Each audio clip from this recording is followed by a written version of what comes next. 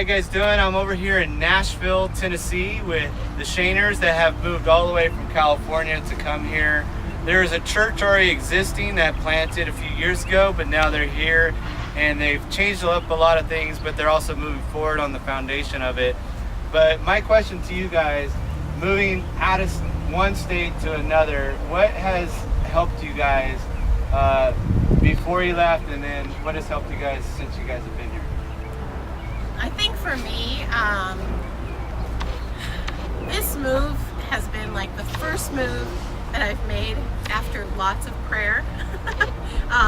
In the past, we moved because of it's home we liked or out of convenience or what have you. But this is the first time we've actually prayed about it and asked for God's guidance, and He actually led us here. So I think that was very important to me. And initially it was very, very stressful, very nerve-wracking. I wasn't used to the Tennessee bugs and the Tennessee environment. Right. And so that was difficult. And moving into the city, because we came from the suburbia, and moving into the city was a huge change. And so that I had to do a lot of praying, and it was amazing because after a week, God just totally showed me, He's like, this is why I have you here. And I was like, okay, and then I could handle it.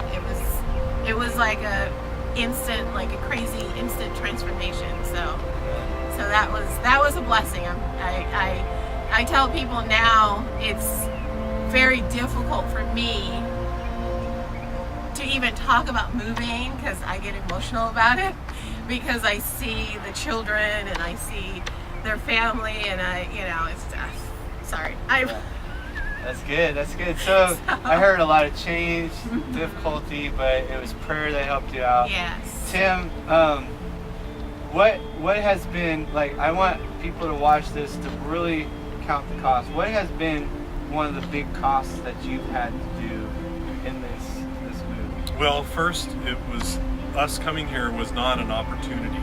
It was a confirmation. That's good. And so it wasn't like, oh, I got this opportunity to come and do this church, and it's like a job opportunity. It wasn't. In fact, I fought it.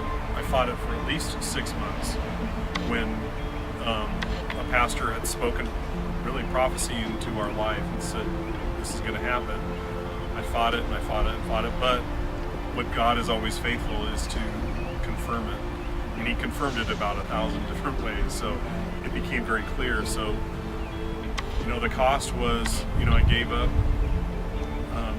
living close to family, although we have family here in Middle Tennessee, but leaving some family, leaving some friends.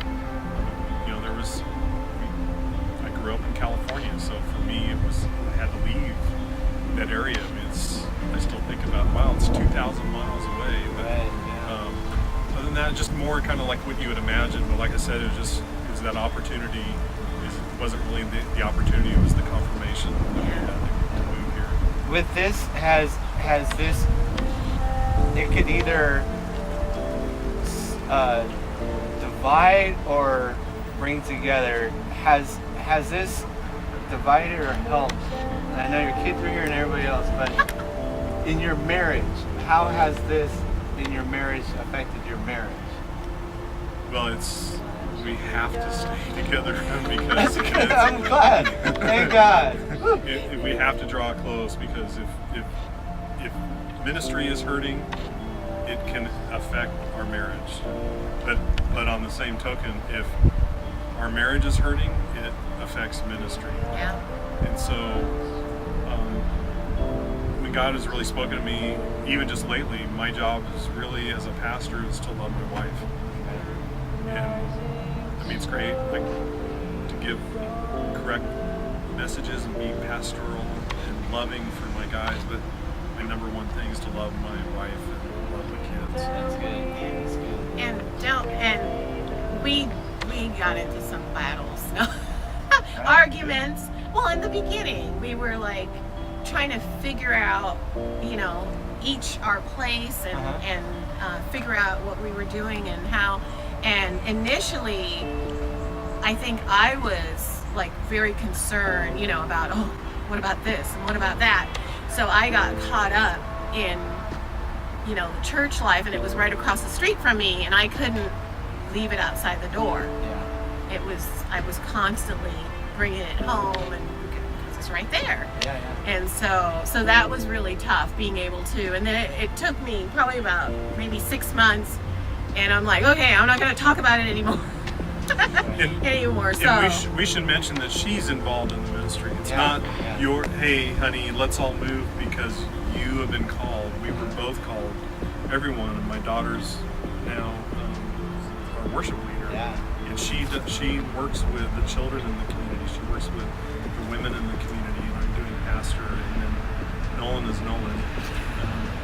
But it's all of us. It's not. So this was not Dad's opportunity for his work. It's all of us are, and that took a while for us to kind of figure that out. Yeah, I like how you termed it as it wasn't an opportunity, but it was affirmed that this is the call. So, speak from the heart. What would you want to share to someone who is in that moment where they're not clear if it's a call or it's an opportunity that they're going after? Speak to them, maybe a process that you guys did to figure that out. If this was an opportunity or this is what we're called to do.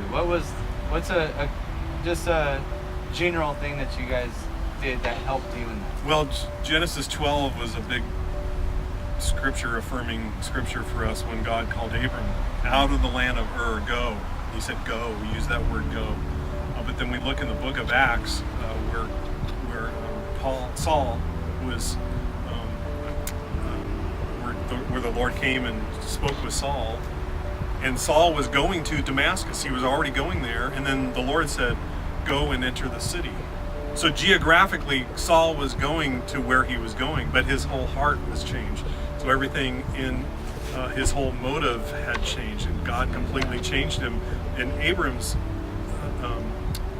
case, God changed everything. He said, go and leave geographically and change. And so for us, it was a geographic move and a heart change also. But when God calls you, I believe He confirms it. And we sought counsel from a lot of people, and we really didn't have anyone, even from a couple of atheist friends, thought it was a great idea. They thought it was a great opportunity. But it just, God's going to confirm it.